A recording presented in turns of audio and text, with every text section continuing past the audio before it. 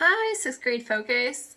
Mrs. Jackson here to review over with you the answers and check your understanding of week 2 daily language practice. Remember these are the questions, 10 questions for the whole week that basically replaces your bell work. What we would have done in class, we're just doing virtually with fewer amount of questions, right? So remember, you can always go back and change your answers to make them correct for this assignment. Okay, guys, so for question 1, it says choose the correct word to complete the sentence.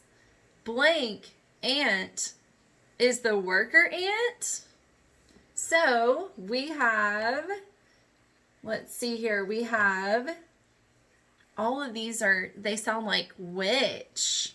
Which ant is the worker ant. But what's the right spelling of which? It would be W-H-I-C-H.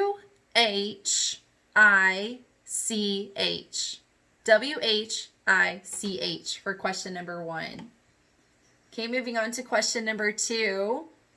Rewrite the sentence in the past tense. Okay, remember past tense means it already happened. The ant carries a heavy crumb. To be a past tense verb, we have to find the verb.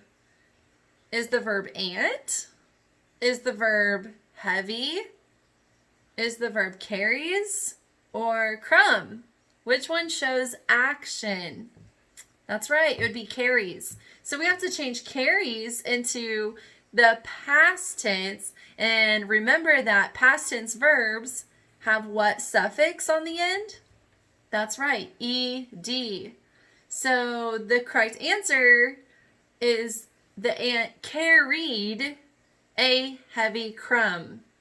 Not will carry, not is carrying, not is going to carry, but carried. C-A-R-R-I-E-D. Okay, moving on to question number 3. Edit the sentence for punctuation. Well, remember punctuation can be quotation marks, commas, periods, apostrophes. I can't, said the ant. Okay, what did the ant say? What were the words that the ant actually spoke? I mean, this is personification. If an ant could speak, it said, I can't.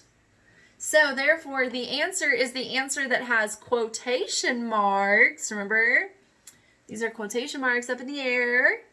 Quotation marks around the word, in front of the word I, and after the word can't. And then there's a comma. I can't, comma, said the ant, period. Okay. You only put quotation marks around what was actually spoken. And then a comma after the quote when you say like who said it. Okay? Question number 4. Which idiom fits the context? Okay, which idiom would make sense to basically finish the sentence? My little brother wiggled all the way through the concert. He looked like he had blank.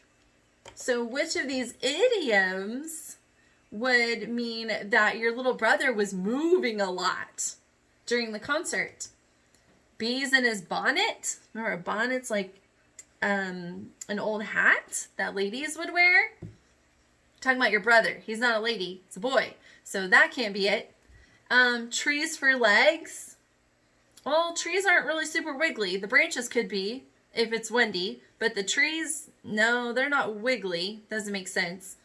Gum in his mouth, chewing on like gum, would that make his whole body wiggly? I mean, it was chomping really hard. But the best answer, I always teach you to go with the best answer. Ants in his pants. It's going to make you wiggle and move, like, get these ants out of my pants. Okay, that's the idiom that means that someone is moving a lot. Remember, an idiom is figurative language, and it's a statement that doesn't literally mean what it says. It has a hidden message. Okay, on to question number 5 now. What category would a book titled Anthony's Ants Amazing Adventures fit into? What kind of genre do you think that would be? Amazing Ant Adventures. Let's see. That doesn't sound real to me. So I'm going to eliminate nonfiction. Oh, and you know what? I see 2 other subgenres that are also nonfiction. Can you identify them? Because you can eliminate those. A biography is a story written about someone else's life. An autobiography. Auto means self. So an autobiography is you wrote a story about yourself. That would be nonfiction. That would be true.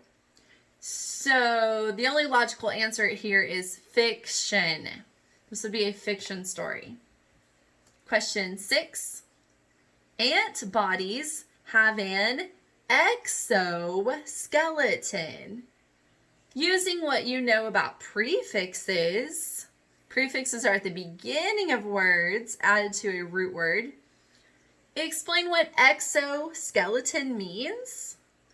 Well, the prefix is not skeleton, that's the root word. So what's at the beginning?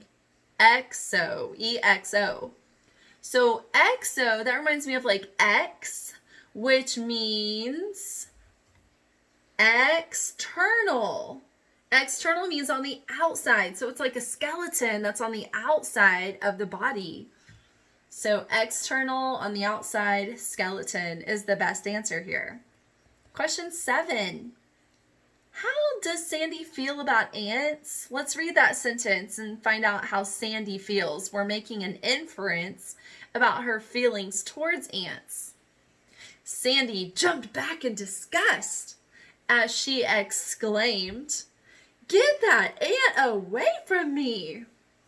Okay, so she doesn't want ants near her. It even uses the word disgust.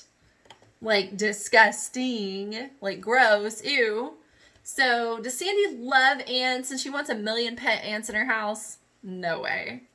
Does she dislike ants? For sure she does not like ants. But let's read all the answer options, just like I've taught you at school. Always read all your options and go with the best pick.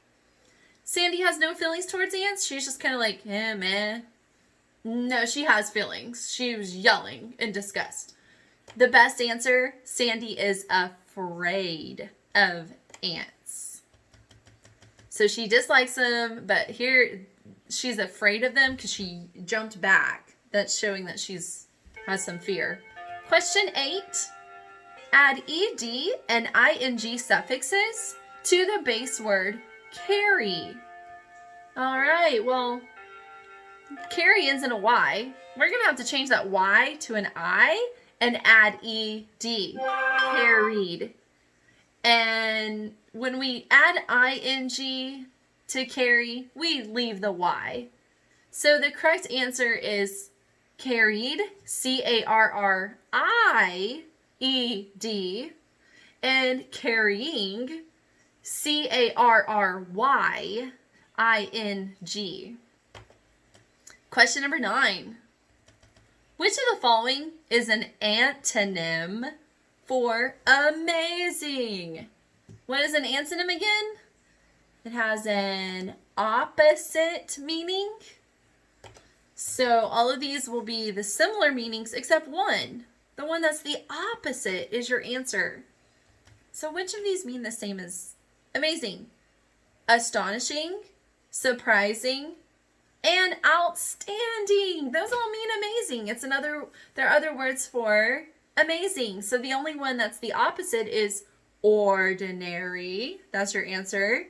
Ordinary just means plain, basic, simple. You wouldn't say something was ordinary if you think that it's amazing. Amazing is its own category. It's better. Last question for this week. 10. Identify this sentence type. The ants working in teams to move extremely heavy objects. There's nothing else? No, that's it. It has a period on it. Okay. Is that a complete sentence? I have a subject, but what about them? Like, it leaves me wondering what else? What's next? This is not a complete thought, therefore, it cannot be a sentence period. So you can eliminate simple sentence because that means complete sentence with a subject and a verb. And it can't be compound sentence because it's not even one simple sentence to combine with another simple sentence to make a compound. So is it a run-on or is it a fragment? Which one means just a piece of a sentence but not the whole thing together? Just a broken piece of it? That's a fragment. So this is a fragment example. Okay, that's all 10 for this week. I hope you have a great day. Check in with me next Friday, and we'll go over week 3 bell work or daily language practice. Bye.